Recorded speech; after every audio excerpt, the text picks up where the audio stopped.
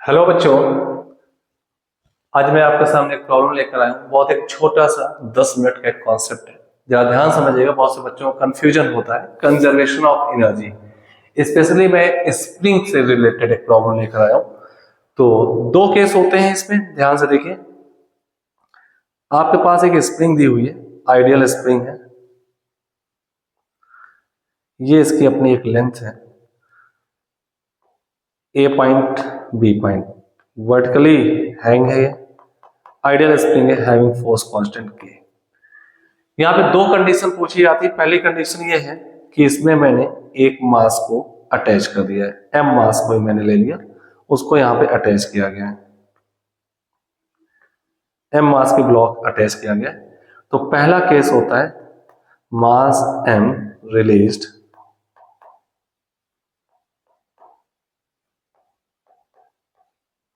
Slowly, धीरे धीरे मास को हम छोड़ रहे हैं। अभी यहाँ पे स्प्रिंग जो पॉइंट भी है, मैं इसको एनएल लिख देता हूँ। एनएल मतलब यहाँ पे स्प्रिंग का अगर एंड होगा तो ये अपने ए बी स्प्रिंग है, अपने नेचुरल लेंथ पर होगी। ठीक है, बी पॉइंट मैंने ऑलरेडी यहाँ लिख रखा है। Mass M release slowly, find maximum elongation in spring. Spring में मैक्सिमम क्या इलोंगेशन होगा आपको निकालना है।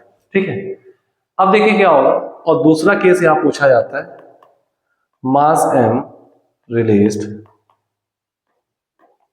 सडनली।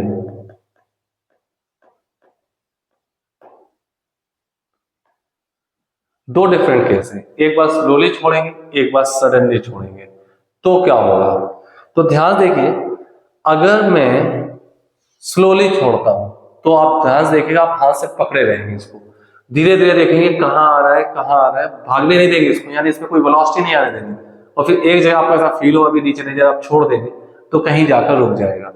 तो इस दौरान जब ब्लॉक की मोशन चल रही थी तो उसमें स्प्रिंग फोर्स लगा था, ग्रेविटी का फोर्स लगा था, और आपके हाथ से भी एक फोर्स लगा था। अगर आप छोड़ते तो भाग जाता, तो इसका मतलब तीन फोर्स लगे थे। आपके हाथ से एक नॉन कंजर्वेटिव फोर्स लगा था, यानी कि हम एनर्जी कंजर्वेशन का यहाँ यूज नहीं कर सकते। जबकि आप सडनली, सेकेंड केस में सडनली रिलीज करेंगे तो छोड़ देंगे, तो इस ब्लॉक की मोशन अंडर टू फोर्सेस होगी। पहला होगा स्प्रिंग फोर्स और दूसरा होगा gravitational force. As we know, जैसा हम जानते हैं कि ये दोनों ही कंजर्वेटिव होते हैं, तो हम यहाँ पर law of conservation of energy use कर सकते हैं। ठीक है, तो हम पहला केस सॉल्व करते हैं स्लोली छोड़ने का, फर्स्ट केस। तो फर्स्ट केस में सपोज हम फिर से डायग्राम बना लेते हैं। यहां पर था आपका ब्लॉक मास एम, जब हमने स्लोली रिलीज किया तो देखा यहां पर आ चुका है। तो यहां से हमने इसको ये चेक किया कि ये मान लेते हैं कोई एक्स डिस्टेंस आया है। अब यहाँ पे ये रेस्ट पर मेंटेन है, एम मास की बॉडी। तो यहाँ पे मैं इसका इस पहले वाले केस को सॉल्व करने का हम एफबीडी का यूज करेंगे, क्योंकि यहाँ पे इक्विलिब्रियम अब मेंटेन है। कंजर्वेशन ऑफ एनर्जी नहीं लगा सकते क्योंकि आपके हाथ से भी एक फोर्स लगा था, वो नॉन कंजर्वेटिव नेचर था, जस्ट लाइक ए फ्रिक्शन। तो अब यहाँ पर हम देखें तो एक mg नीचे लग रहा है, स्प्रिंग x खिंच चुकी है, तो ऊपर को एक स्प्रिंग फोर्स लगेगा जो कि kx होगा। और पहले केस में बात करें तो kx इक्वल टू mg, तो ये जो x आएगा mg बाई k होगा, और यही x मैक्स कहलाएगा। तो इससे ज्यादा नीचे ब्लॉक को नहीं जाना, पहला आंसर है। This one is first answer. अगर मैं सेकेंड केस की बात करूं, सेकेंड केस सडनली, तो आपका क्या होगा, ध्यान से देखिएगा। आप ब्लॉक को इस पोजीशन से छोड़ते हैं तो ब्लॉक यहां से यहां तक आप कभी भी देखेंगे तो mg बड़ा रहा होगा और kf छोटा रहा होगा, यानी कि ब्लॉक के पास नेट फोर्स डाउनवर्ड रहेगा, तो ब्लॉक एक्सीलरेटेड होता रहेगा। तो पहली पोजीशन फर्स्ट डायग्राम से सेकंड कंडीशन जहां इसमें इक्विलिब्रियम मेंटेन है, यहां पर आ करके kx ने mg को बैलेंस किया है। ठीक है, तो नेट फोर्स इन बिटवीन कहीं पूरी मोशन पे देखेंगे तो डाउनवर्ड ही रहा होगा, सिस्टम एक्सेलरेटेड रहा होगा, ब्लॉक एक वेलोसिटी गेन कर रहे हो, ब्लॉक वहां पर नहीं रुकेगा, ठीक है। तो अब उससे नीचे जब जाएगा तो फिर तो देखिए mg की वैल्यू तो फिक्स है, m और g ब्लॉक कहीं भी हो, धीरे धीरे k बढ़ता जा रहा था, तो एक k बढ़कर सपोज हम m को मान mg मान 10 न्यूटन था, यहां छोड़ते हैं ब्लॉक के पास सिर्फ 10 न्यूटन लगेगा, सडनली छोड़ते हैं, थोड़ा नीचे खींचेगा तो फिर आपका स्प्रिंग फोर्स कुछ आएगा 1 आ गया, तो अभी ब्लॉक के पास 9 नीचे बचा, फिर और थोड़ा छोड़ेंगे, फोर्स आ गया आपके पास, मान लेते हैं स्प्रिंग और खींच गई, स्प्रिंग फोर्स 2 आ गया, mg 10 ही था, अभी भी 8 नीचे बचा, लगातार mg 10 नीचे रहेगा, kx बढ़ता जा रहा होगा, धीरे धीरे kx 1 हुआ तो नेट फोर्स 9 हो गया, kx 2 हुआ नेट फोर्स 8 हो गया, kx 3 हुआ नेट फोर्स 7 हो गया, ऐसे जब kx 10 हो जाएगा तो mg को बैलेंस करके यहाँ पर आएगा। लेकिन जब हम स्लोली लाए तो यहाँ पे बैलेंस होकर रुक जाएगा, जब सडनली छोड़ा था तो यहाँ तक आते आते ब्लॉक एक्सेलरेटेड हुआ है डाउनवर्ड, तो एक स्पीड आ जाएगी, ये यहाँ नहीं रुकेगा, कुछ और नीचे जाकर रुकेगा, तो कितना नीचे जाकर रुकेगा, तो मैं आपको बता दूं एक कॉन्सेप्ट होता है कि under the same acceleration same force, जितने टाइम तक बॉडी एक्सेलरेट हुई है, जितना डिस्टेंस चल के उसने स्पीड गेन की है, तो सेम इक्वली डिस्टेंस चल के उतनी स्पीड लॉस करेगी, यानी कि रेस्ट पर आएगी। फिर भी हम इसको एनर्जी कंजर्वेशन से इस बात को प्रूफ कर सकते हैं।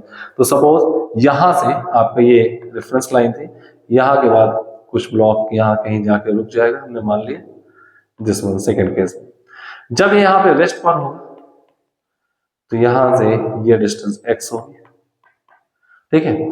अब इस प्रॉब्लम में लगातार आपके ऊपर यानी इस ब्लॉक पे 2 फोर्स लगे, स्प्रिंग फोर्स और ग्रेविटेशनल फोर्स, दोनों कंजर्वेटिव नेचर है, तो हम यहाँ 2 चीजें लगा सकते हैं, या तो हम वर्क एनर्जी थ्योरम लगा दें, कहीं भी लागू होती है, और या तो हम एनर्जी कंजर्वेशन लगा दें, ठीक है। तो इसने एक पोटेंशियल एनर्जी का लॉस किया है, ग्रेविटेशनल पोटेंशियल एनर्जी का लॉस हुआ है, और वो इलास्टिक पोटेंशियल एनर्जी में स्टोर हुआ है कि स्प्रिंग एक्स खींची हुई है, तो loss in gravitational potential energy इसको to gain in elastic potential energy. तो काइनेटिक एनर्जी वहां भी रेस्ट पे था, यहाँ भी रेस्ट पे, यहाँ रेस्ट से छोड़ा गया था, इलास्टिक पोटेंशियल एनर्जी। बॉडी अपने लेवल से x नीचे आई है, m मास की बॉडी है, loss of gravitational potential energy m से x हो जाएगा, और ये हो जाएगा हाफ के एक्स स्क्वायर, ठीक है। mgx की वैल्यू हाफ के एक्स स्क्वायर, एक x कैंसिल कर दीजिए, तो यहां से आप देखेंगे कि x आपके पास आ जाएगा 2mg/k।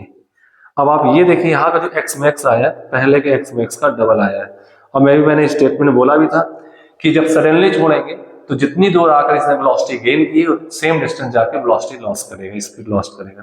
तो ये आपके पास ये पहले वाला था, जितना ये डिस्टेंस होगी सेम डिस्टेंस ये होगी। हाँ डायग्राम में देखने में हो सकता नहीं लग रहा हो, लेकिन ये इसका मीन पोजीशन आ जाएगा। तो एक बहुत अच्छी प्रॉब्लम थी, बहुत से बच्चों को इसमें कंफ्यूजन होता था कि स्लोली छोड़ने पे सडनली छोड़ने पे 2 अलग आंसर क्यों आते हैं, और उनके पीछे के लॉजिक क्या होते हैं, और उनको सॉल्व करने के क्या तरीके होते हैं। तो मैं आपको बता दूं, स्लोली वाले में आप एनर्जी कंजर्वेशन नहीं लगाएंगे, फोर्स बैलेंस करके चेक कर लेंगे। सडनली छोड़ने वाले के लिए आप एनर्जी कंजर्वेशन लगा के यूज करें, चेक करेंगे। तो सडनली वाले में जो मैक्सिमम एलोंगेशन आ रहा है वो स्लोली के कंपेयर में डबल आएगा। बहुत अच्छी प्रॉब्लम है, फंडामेंटल है सीखने के लिए कि आखिर स्प्रिंग के दौरान क्या क्या हुआ था, मोशन दौरान क्या क्या हुआ था। मैंने सारी चीजें आपको एक्सप्लेन की है।